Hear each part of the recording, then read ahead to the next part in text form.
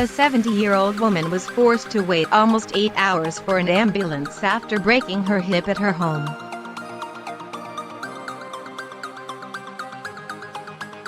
Susan Key, who has terminal lung cancer and multiple sclerosis, lives 8 to 10 minutes away from her nearest hospital.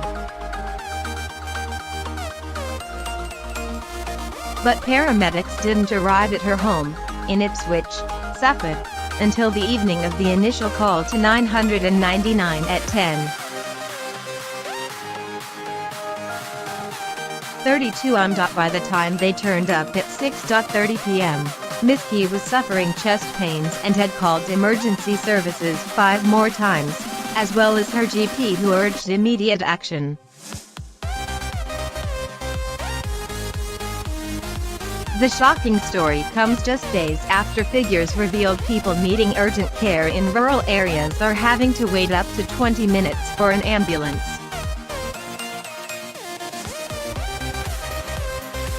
In Suffolk, the average wait for life-threatening calls is around 17 minutes.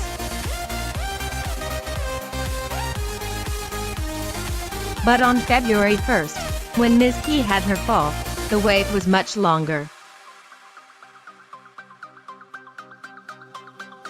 Ms. Key slipped in her shower room, and with her foot against one wall and her back against another, she cried out for help.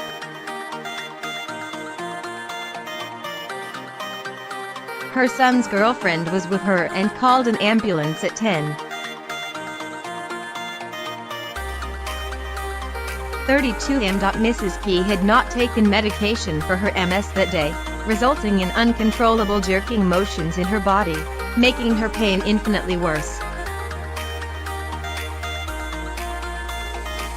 At around 1 p.m., Mrs. Key's friend called her GP, who told her to take some painkillers and to sip water.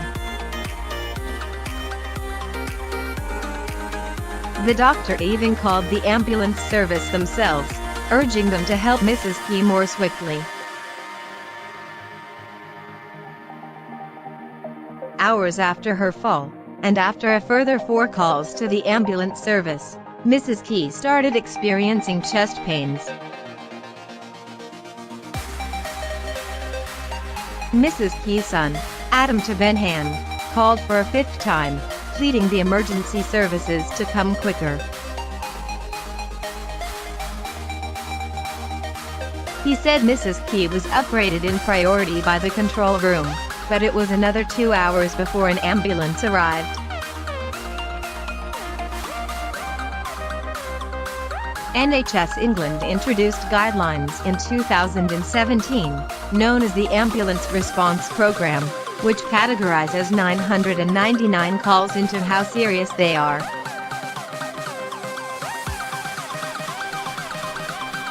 Category 1, for life-threatening injuries and illnesses, specifically cardiac arrest, should be responded to in an average time of 7 minutes.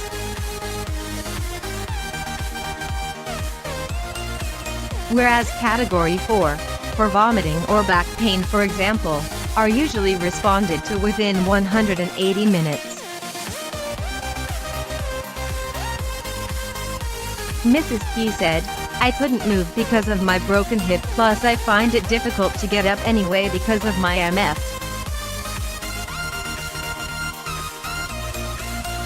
My legs started going into spasms. By the end of the day I was screaming out in agony.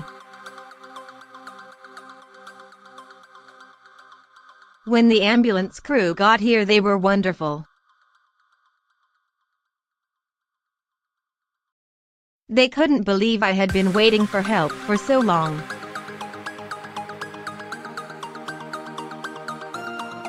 The East of England Ambulance Service said it deeply regrets Mrs. Key's long wait for help.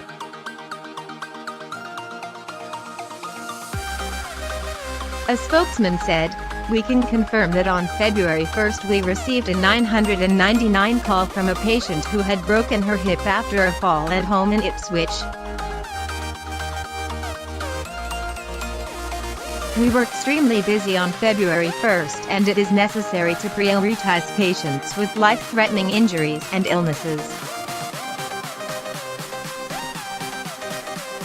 We deeply regret that this patient did wait some time for an ambulance.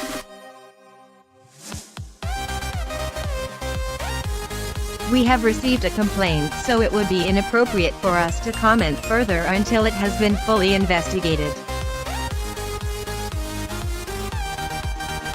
Patients face waits of 20 minutes for an ambulance in rural parts of Britain. Patients with life-threatening emergencies in rural parts of Britain face waits of 20 minutes for an ambulance, figures have revealed.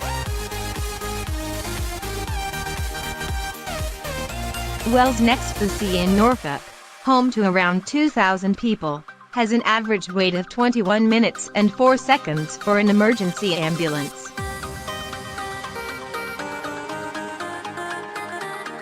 Local MP Norman Lamb, a former Lib Dem leadership candidate, has accused the local ambulance trust of consistently failing.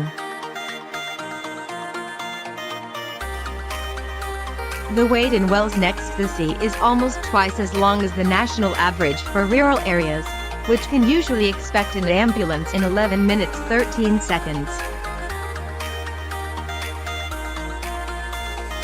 Ambulance response figures analyzed by the BBC have revealed the NR23 postcode in North Norfolk has the slowest call-out time.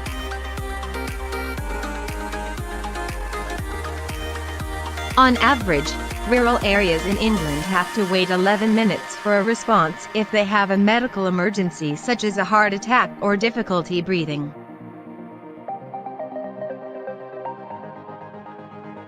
The NHS figures used by the BBC cover January to October last year and are based on response times to the highest priority health emergencies.